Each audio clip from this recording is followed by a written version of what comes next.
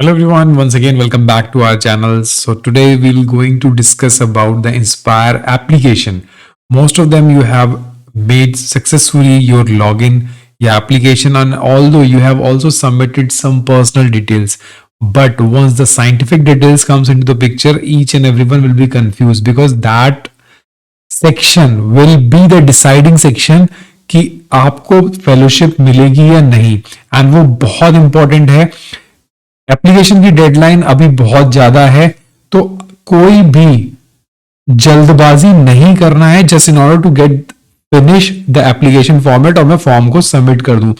गलती से भी ये अप्रोच दिमाग से हटा देना कि ऐसा ना हो कि जस्ट फॉर्म सबमिट करने के चक्कर में आप एप्लीकेशन को सबमिट कर दो। Each and every section is very important for the review process, you can not understand that. So हम लोग चलिए आज के इस वीडियो में देखते हैं एप्लीकेशन की कौन कौन से ऑप्शंस हैं और उसमें हमें क्या क्या प्रिकॉशंस लेना चाहिए। Once you have to go to the website, sign in, आप रजिस्टर कर लो। दो केसेस हो सकते हैं। If you was a inspire scholar, then हो सकता है जब आप रजिस्टर करो the software says that your email ID has been already exist. So उस केस में या तो आप रीसेट पासवर्ड करो और अपने पुराने ईमेल आईडी से रिटेन करने का कोशिश करो अपना पासवर्ड, और the second option you will register as a new user through some different email ID. आप नया एप्लीकेशन रजिस्टर करो, कुछ भी प्रॉब्लम नहीं होगा।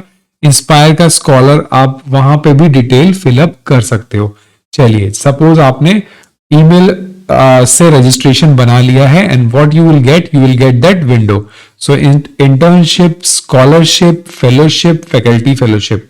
सो अभी जो ओपन है which is fellowship, so by default it will come out of the four options, so you have to click on that fellowships.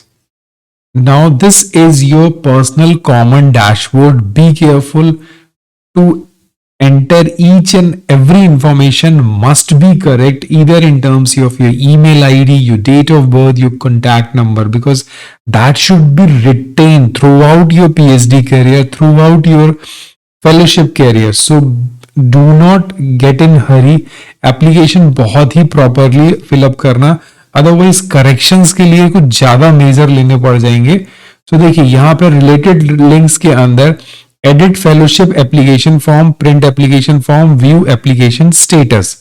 तो कुछ लोग स्टार्टिंग में इसको क्लिक करने में बहुत ही डरते हैं, like if I'll click on this application form then I don't know whether that will go कहाँ जाएगा। तो अगर आपने अपने मैटर को मीन्स लाइक जो ऑप्शंस हैं वो अगर रेडी नहीं किए हैं, then also you can click on this edit fellowship application form. आप आराम से कर सकते हो। देखिए यहाँ पे दो टेम्पलेट्स दे रखे हैं, first rank certificate and endorsement certificate. So if your university has not issued the first rank certificate, you just click this link, you will get the format for the first rank certificate. So this is the format for the first rank certificate to be issued by registrar of university or institution. So आपको ये पूरा format as it is निकालना है। Name of the university, address of the university, pin code, and this is to certify that you, the department of this, being the roll number, registration number, has secured first rank among the number of students in words। 7 से कम नहीं होना चाहिए। पहले ये 10 था, अभी 7 है, but आपका जो भी नंबर है वो आपको यहाँ पे फॉरवर्डिंग करवानी है। फिर उसके बाद ये भी उनको यूनिवर्सिटी को फॉरवर्ड करना है that you is the first rank holder among all the students।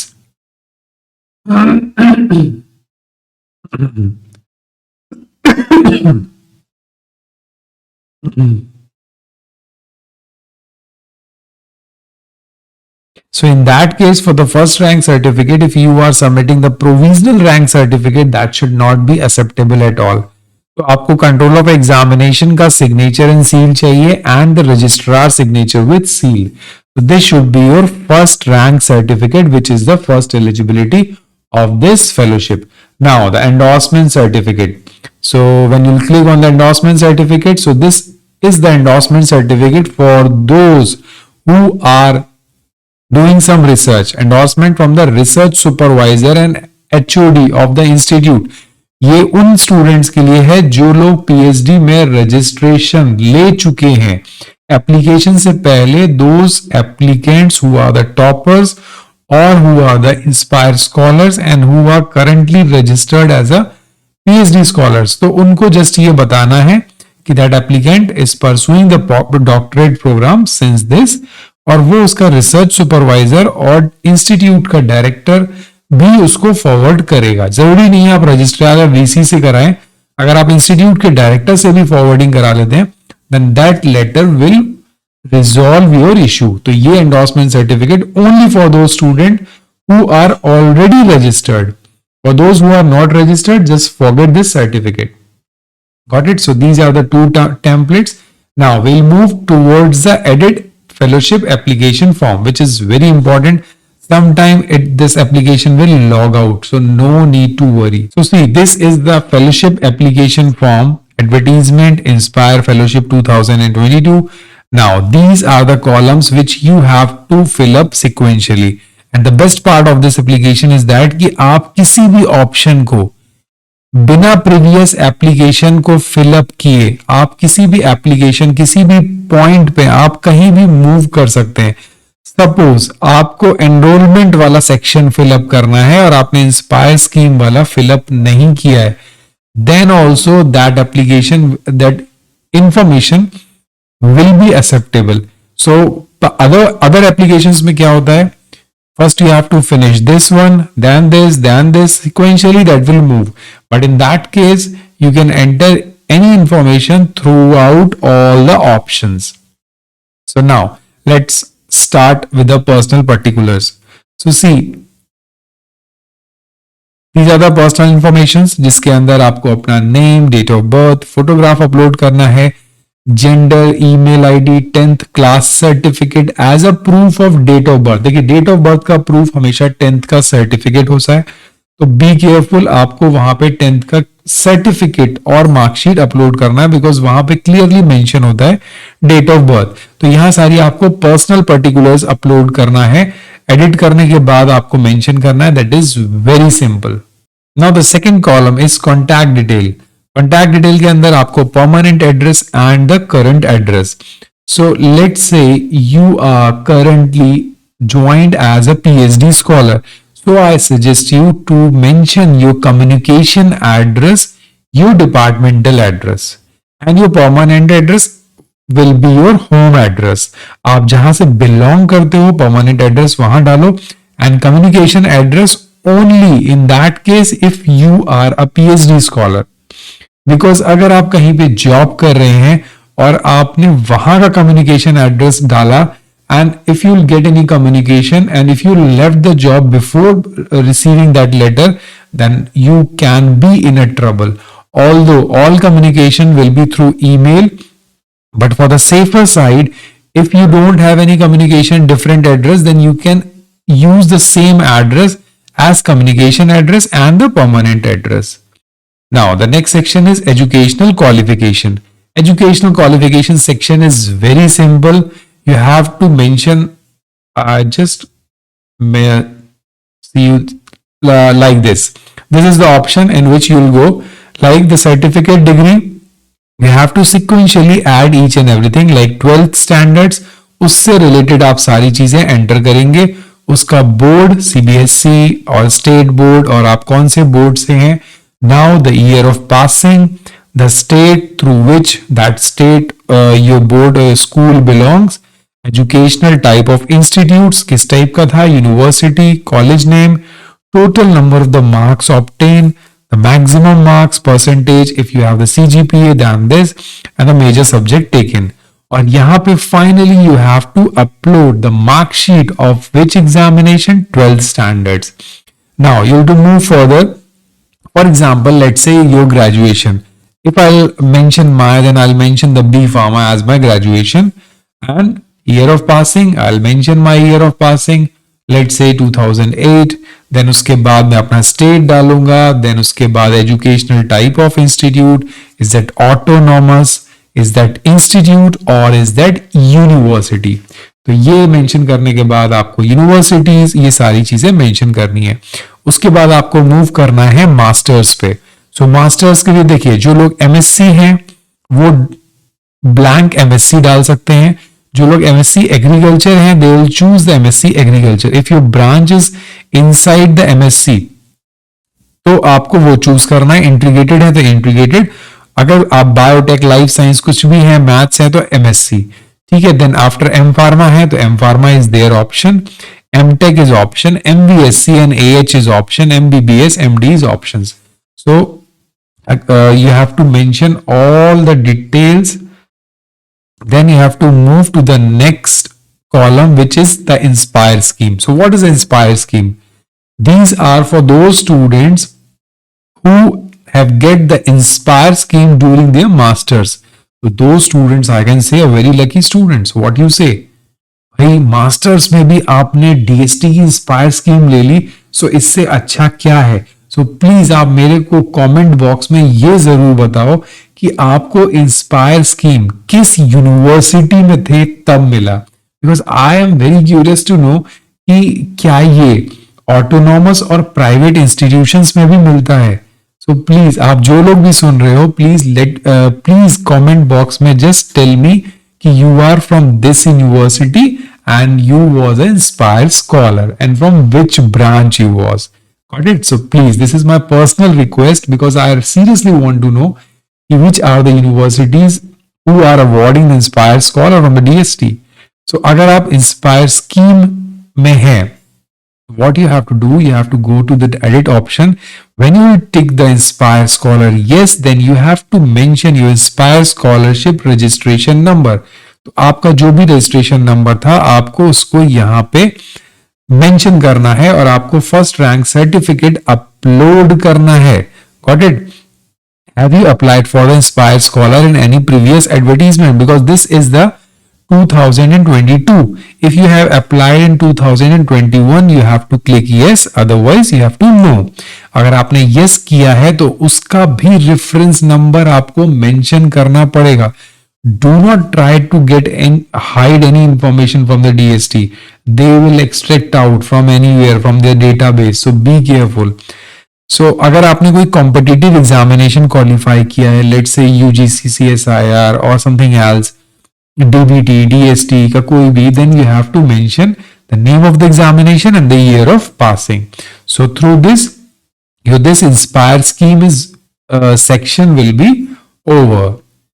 Now move on to the next, enroll for the PhD. Now this is a very important section, I can say, and this will be a huge benefit for those students who will tick this option as yes. Have you enrolled for the PhD? Yes. So this is the very good benefit for those students who are going to click mentioning as yes. Once you will mention the yes, तो आपको बताना है date of admission. अब काफी लोग इसमें confuse होंगे कि डेट ऑफ एडमिशन क्या है, तो आपको कहीं भी कुछ भी दिमाग नहीं लगाना, याद भी नहीं करना कि मेरे को 4 महीने हो गए, 6 महीने हो गए। आपको जो फर्स्ट फी रिसिप्ट की डेट है बस वो आप डेट यहां पे डाल दो। Now the name of the supervisor you know very well, इससे ये भी नहीं पता तो that is very doubtful question for you if you are enrol for the PhD. Now the name of the university ये तो पता ही होगा, state, type of educational. Now endorsement form, देखिए यहां पे एंडोर्समेंट फॉर्म आया ना, जो एंडोर्समेंट फॉर्म मैंने आपको दिखाया था, this you have to sign, seal लगेगी, देन स्टैंपिंग होगी और वो स्कैन करके आपको यहां पे उसका पीडीएफ अपलोड करना है, ना कि image, only the PDF. So this should be the endorsement form. Now the college admission letter. देखिए admission letter वो होता है, once you will get the admission, you will get some registration slip, enrollment slip, या फिर आपको कुछ ना कुछ एक वहां से जरूर मिलेगा, ठीक है। तो वो कॉलेज का एडमिशन लेटर आप वहां से लिखवा भी सकते हो, फॉरवर्डिंग भी करा सकते हो, वो आपको अपलोड करना है। So now the topic of research. अब कुछ लोग ऐसे होंगे जिनका topic of research finalize नहीं हुआ है, but you have to mention at least the proposed topic of research. Now this section is very important. Fee receipt. सब लोग को फी रिसिप्ट यहाँ पीडीएफ बना के अपलोड करना है, डिपार्टमेंट नेम, सब्जेक्ट एरिया, देखिए ये हैं इनके सारे सब्जेक्ट एरिया। लोग पूछते हैं क्या हम मैथमेटिक्स से अप्लाई कर सकते हैं DST? So yes, this is the option, mathematics and statics. उसके बाद लोग बोलते हैं सर हम तो इंजीनियरिंग साइंस हैं, but the DST is for only the science student. तो जो लोग ये बोलते हैं उनका आंसर है इंजीनियरिंग साइंस। आप किसी भी इंजीनियरिंग से हो, you are eligible for that. Pharmaceutical science, medical science, physical science, veterinary science, got it. ये आपको बताना है। फिर अगर आप करंटली कोई फेलोशिप ले रहे हैं तो वो आपको बताना है। And the detail of the project 2000 words में है। देखिए यहाँ पे 2000 वर्ड्स का है, बट अगर आप 500 या 1000 वर्ड्स में भी यहाँ पर डिटेल ऑफ द प्रोजेक्ट डालेंगे then it should be fine. आपको कॉपी पेस्ट करना है मैक्सिमम 2000 कैरेक्टर्स का। तो वर्ड पे आप कैरेक्टर्स काउंट कर लो और उसके बाद यहाँ पे कॉपी पेस्ट करो। ये है सुपरवाइजर का सीवी, पीडीएफ अपलोड करना है, that is also not more than 1 MB size. Supervisor के सीवी में आप देख लेना कि सारी चीजें इंफॉर्मेशन मेंशन हो जाए, लाइक रिसर्च पेपर, उनके प्रोजेक्ट, उनकी ज्वाइनिंग, कितने पीएचडी चल रहे हैं, कितने अवार्ड्स हैं, ये सारी चीजें उसके अंदर आ जाना चाहिए। अदरवाइज सीवी अपलोड करने का कोई मतलब नहीं है। जॉब नहीं देनी है आपके सुपरवाइजर को, उनको उनका रिसर्च प्रोफाइल देखना है, got it. And the research project, आपका जो रिसर्च प्रोजेक्ट ओवरऑल बना है, ये जो डिटेल आप डाले हो वो यहाँ पे पीडीएफ बना के अपलोड कर दो। चलिए move on to the next. This is very important section, enrolment. किसी को कुछ भी डाउट हो, टेलीग्राम लिंक से आप जुड़ के पर्सनली मेरे से बात करके भी पूछ सकते हो। But if I will solve your query on the message then it is well and good. Why you will call and परेशान हो गए? ठीक है, तो एनरोलमेंट का सेक्शन होता है कंप्लीट। अब हम आते हैं रिसर्च प्रपोजल, जिसके ऊपर सारे लोग परेशान हैं और अभी उनको नहीं समझ आ रहा है हम क्या करें। चलिए आज के ये सेक्शन नेक्स्ट 4 मिनट देखने के बाद आपके डाउट्स पूरे क्लियर हो जाएंगे। Now the title of the research proposal, यार ये तो बहुत ही सिंपल है, इसमें सिंपल टाइटल लिखना। For example I want to check some medicinal activity of my plant for some like coronavirus. So I'll simple mention my title, the effect of this particular plant extract on that coronavirus. Got it? Now the abstract. Abstract is just like the paper. जैसे आप paper submission करते हो, आप paper read out करते हो, वहां पे एक 250 से 300 वर्ड का एक एब्स्ट्रैक्ट होता है। उस एब्स्ट्रैक्ट को आपको डिवीजन कर देना है, like the very first 2 lines the introduction, now the next 2 lines the objective, next 2 line the material and method, next 2 line proposed result। अगर आप ये मटेरियल मेथड करेंगे तो we can get these type of finding and through these findings we can contribute to the society and we can achieve our objectives। इस तरीके से आपको abstract बनाना है। अगर किसी को डाउट हो, एब्स्ट्रैक्ट नहीं बन रहा है, तो just join the link and let me know, I will help you out. Now the next section है introduction. Best part is that सिर्फ 300 वर्ड का इंट्रोडक्शन मांगा है। रेलिवेंट इंट्रोडक्शन डालना, कॉपी पेस्ट मत कर देना नेट से, आपके टॉपिक से बहुत ही रेलिवेंट होना चाहिए इंट्रोडक्शन। ओनली 300 वर्ड मैक्सिमम, आप 250 वर्ड्स में भी करोगे then nobody will ask you. Now the origin of the proposal, जो आपने हेडिंग चूज करी, उस प्लांट का एक्सट्रैक्ट क्यों देखना चाहते हो? So you must have the origin of the proposal because that plant is having the antiviral activity against many viruses. Once the COVID has been came into the picture, that plant has been not tested for coronavirus. So I want to check the molecular interaction of this virus with the coronavirus. आप बता सकते हो, इस तरीके से आपको origin बताना है कि ये चीजें हुई तो हमने ये स्टडी प्लान की। Like this way you have to go to the origin of project. Now the national status of your heading, कि उस पे इंडिया में कितने लोगों ने काम किया है, किस लेवल पे काम किया, लाइक उस प्लांट पे या वायरस पे या उन दोनों के कोरिलेशन पे कुछ हुआ है कि नहीं। अगर ज्यादा हुआ है आपका प्रपोजल रिजेक्ट हो जाएगा। I am not responsible for that. इसीलिए यूनिक एंड नोवेल टाइटल ढूंढना बहुत इंपॉर्टेंट है। इसीलिए सबमिट करने से पहले जस्ट लेट मी नो, ये बहुत बड़ी फेलोशिप है, हाथ से जाना नहीं चाहिए। एटलीस्ट मेरे जितने सब्सक्राइबर, मेरे जितने व्यूअर्स हैं, मैं चाहूंगा कि 80-90% स्टूडेंट्स को वो फेलोशिप मिल ही जाए।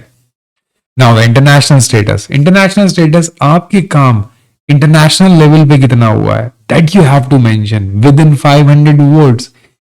500 words I can say a one page or a two big paragraph। तो बहुत सिंपल है।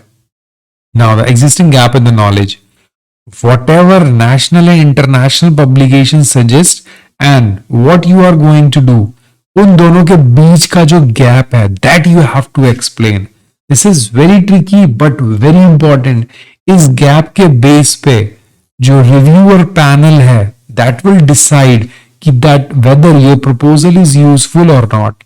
Now the hypothesis, what you have planned, जो गैप आया उसके बेस पे आपने क्या प्लान अप किया है, this is in somewhat different language।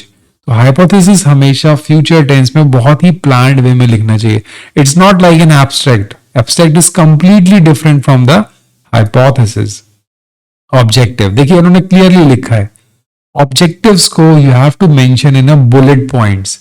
आप अपना objective, I will select this plant, I for example I'll make the extract using this Soxhlet extraction, then I'll do this analysis of the plant extract, then I'll find the active constituent, then I'll do the cell culture study, then I'll culture the virus। मतलब objective, फिर उसकी efficacy देखूंगा, फिर इतना मतलब ये आपके objectives बिल्कुल क्लियर होने चाहिए। Now the methodology, how you will do, वो आपको प्रोसीजर मेंशन करना है। ये सेक्शन के मेरे पास बहुत सारे मैसेज आए और सब लोगों ने मुझे ये भेजा कि सर इसमें क्या करें, और मुझे नहीं समझ आया, आप लोग को क्यों नहीं समझ आ रहा है। And I mention that this is optional, this is up to you. If you want to upload then go ahead, otherwise you can skip. But my suggestion, why you will skip, see upload schemes, photos, maps, tables, image, figures if required। This I can say this is the beneficial part for screening। If you have the scheme, if you have the flow chart, if you have some figures or not finding the proposed finding, then please upload the documents। This is very important for the review process। This will help the review committee to finalize your proposal। Now the work plan, if you have some work plan then upload it, and the same you can upload it, you have two options, you can upload it। अब infrastructure, जहां पे आप काम करना चाह रहे हो, अगर आप ऑलरेडी रजिस्टर्ड हो so that infrastructure you have to mention. और अगर आप सोच रहे हो कि मैं CSIR के इस लैब में काम करना चाह रहा हूं, इस यूनिवर्सिटी के इस लैब में काम करना चाह रहा हूं, सो उस लैब में क्या क्या अवेलेबिलिटी है that you have to mention. Is that clear? Now the infrastructure, got it. आप इंस्ट्रूमेंट लिख दो, आप बता दो कि सेल लाइन कल्चर उनके पास ऐसा है, एनालिटिकल मेथड ऐसा है, आप क्लियरली मेंशन कर दो। एक्सपेक्टेड आउटकम्स, ये तो आपको बहुत अच्छे से बताना पड़ेगा, आपके इस प्रपोजल के मिलने के बाद क्या आउटकम होंगे। सो अगर एप्लीकेबल नहीं होगा then why they will finalise. Now the some important references. Undertaking आपको अपलोड करना है, बहुत ही सिंपल है। आप बोलोगे सर मिल नहीं रहा है, I know file directory not found, but for that you have to please wait करिए, अदरवाइज मैं इसका फॉर्मेट शेयर करूंगा, उसका PDF बना के आप अपलोड कर देना। Got it? Now the current employment detail, अगर आप कहीं पे काम कर रहे हैं, लाइक किसी प्रोजेक्ट में JRF जुड़ गए हैं या रिसर्च एसोसिएट ज्वाइन कर लिए, तो उसका designation, employer name and the appointment letter आपको अपलोड करना पड़ेगा। उसके बाद तो कुछ भी नहीं है। Identification detail, Aadhaar card number डाल दीजिए और डिक्लेरेशन पे यहां क्लिक कीजिए, प्लेस डालिए, डेट लिखिए, स्टेट लिखिए और प्रीव्यू जरूर कीजिएगा, प्रिंट प्रीव्यू जरूर कीजिएगा। और अगर आपके पास प्रिंटर हो तो उसको प्रिंट आउट लीजिए और एक एक वर्ड चेक करिए whether you have not entered any incorrect information और सम स्पेलिंग मिस्टेक। और जब वो पूरा हो जाए then only click on this submit button for your fellowship. So I hope this information will clear all your doubts. इतनी detail में information I guess कहीं पे भी आपको किसी ने नहीं एक्सप्लेन की होगी। सो इतना कुछ देखने के बाद अगर वीडियो अच्छा ना लगा हो तो डिसलाइक कर देना, बिकॉज मैं लाइक बोलता हूं तो आप लोग लाइक तो करते नहीं हो, and not a problem for me, that is all for you. Fellowship आपको लेना है, मेरे को नहीं। So that is all for you. If you like and if you join the Telegram group, that is for you. You will subscribe the channel, then the next important update, tricks and trick for the level 2, for the final selection, और उसके बाद भी पैसा कैसे disperse होता है DST का, बहुत सी चीजें हैं। तो ये सारी चीजें अगर जानना चाहते हो तो चैनल को सब्सक्राइब कर दो, बेल आइकन पे क्लिक कर दो और लाइक तो करना ही है वीडियो को। Thank you, have a nice day.